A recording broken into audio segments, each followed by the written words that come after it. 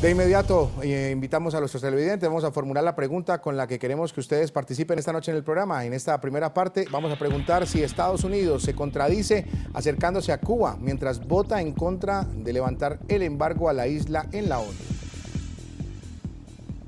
Desde el año 1992, la Asamblea General de la ONU somete a votación una resolución en contra de las sanciones estadounidenses sobre Cuba, que ha ido creciendo en apoyo hasta convertirse en casi unánime. En el año 2014, 188 países apoyaron la moción, 3 se abstuvieron y solo Estados Unidos e Israel votaron en contra. Esta vez, la resolución contó con 191 votos a favor y 2 en contra, Israel y paradójicamente Estados Unidos. Sírvanse indicarlo, así como quienes estén en contra y las abstenciones. Histórica votación.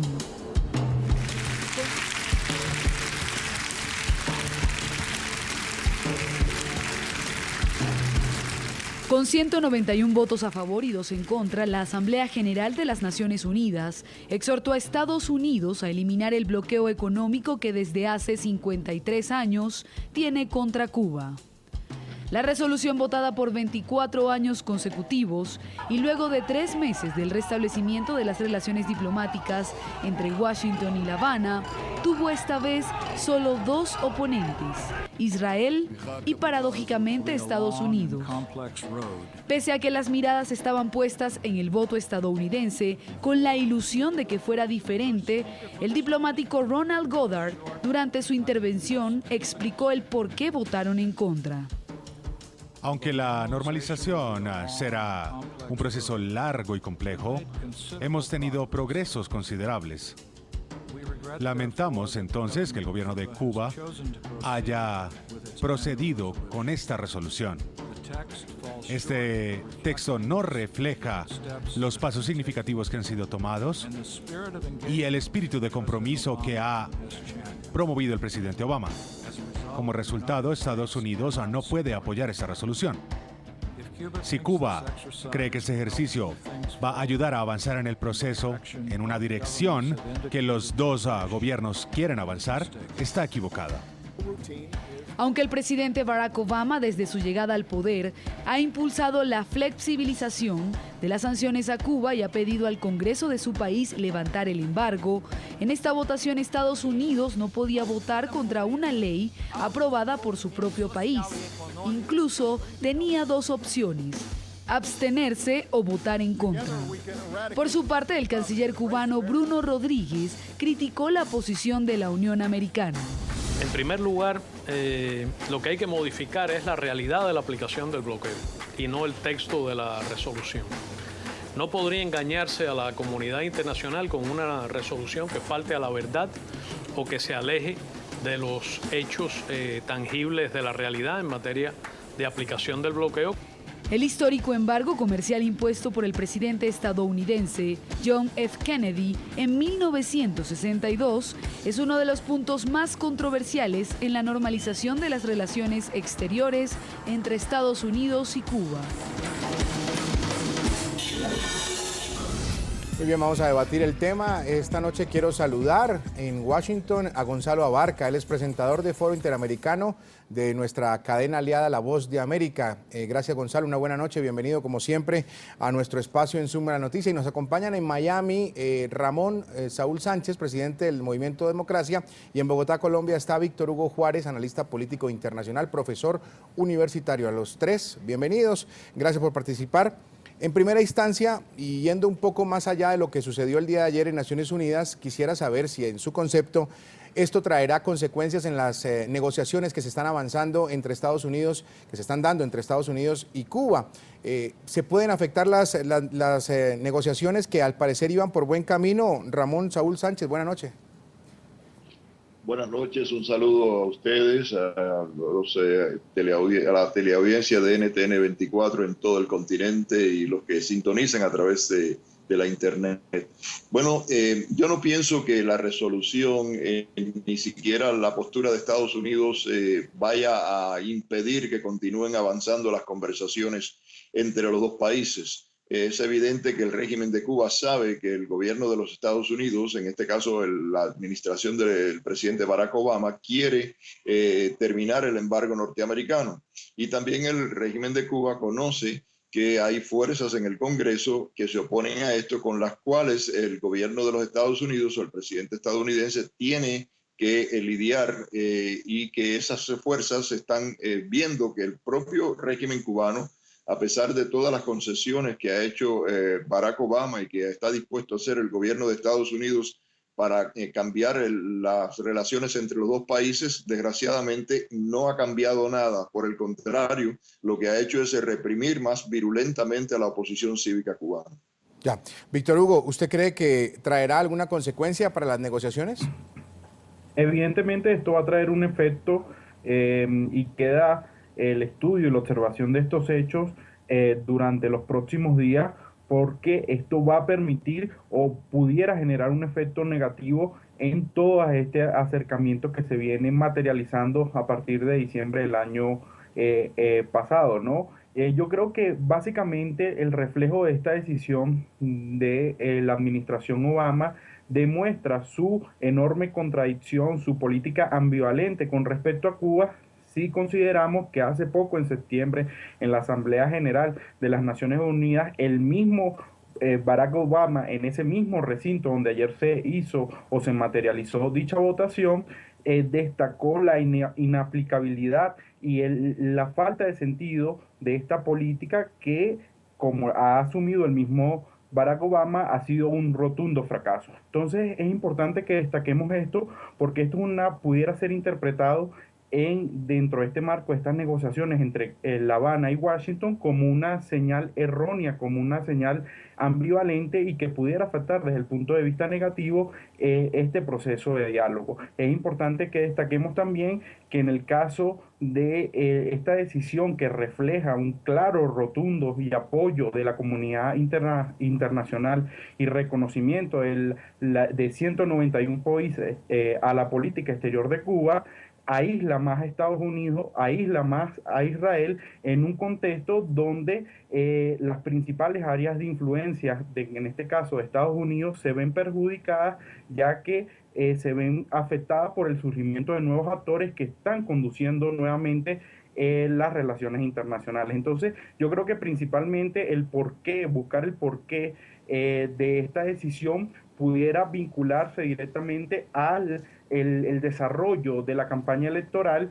y las presiones que está sufriendo la administración Obama para temas álgidos de la agenda, como el caso de Irán, que en su momento ya está superado, y en este caso el aspecto o el tema de Cuba, sobre todo la presión y el lobby que juega en el caso del sur de la Florida, la comunidad cubana, que aporta o hace importantes aportes económicos al tema de las campañas electorales. Muy bien, Gonzalo, buenas noches, bienvenido, y hablemos un poco de las consecuencias de lo que sucedió el día de ayer en Naciones Unidas.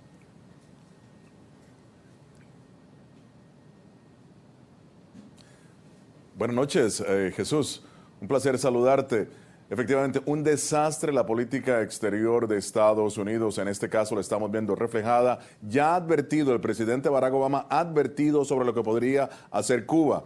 Pero, sin embargo, el presidente Barack Obama, esto no va a cambiar su política de acercamiento a Cuba, porque el presidente Barack Obama está decidido a hacer historia, está decidido a ser el presidente que abrió precisamente, o más bien cerró ese círculo que se tenía con el embargo. Y a pesar de lo que ha demostrado Cuba, a pesar de las exigencias, a pesar de que el pequeño país le está exigiendo a Estados Unidos una serie de demandas que son antidemocráticas, que no contemplan los derechos humanos, no contemplan las libertades de expresión, Estados Unidos está cediendo en un instrumento tan importante como es la diplomacia, porque Estados Unidos tiene las herramientas, pero estamos viendo, Jesús, el desastre de política exterior que tiene la administración Obama, y fue advertido y lo estamos viendo ante nuestros propios ojos. Ahora, les pregunto a los tres, ¿por qué Estados Unidos, teniendo la opción de abstenerse en la votación, decidió votar no? ¿Por qué no se abstuvo,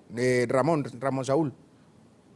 Bueno, eso hubiese sido una opción, pero me parece que probablemente hay elementos aquí que no conocemos nosotros, que tienen que ver con las negociaciones el continuismo de las mismas. Pero tenemos que recordar nuevamente que hay sectores, hay factores acá por grandes influencias que favorecen el embargo norteamericano, que no son solamente los cubanos.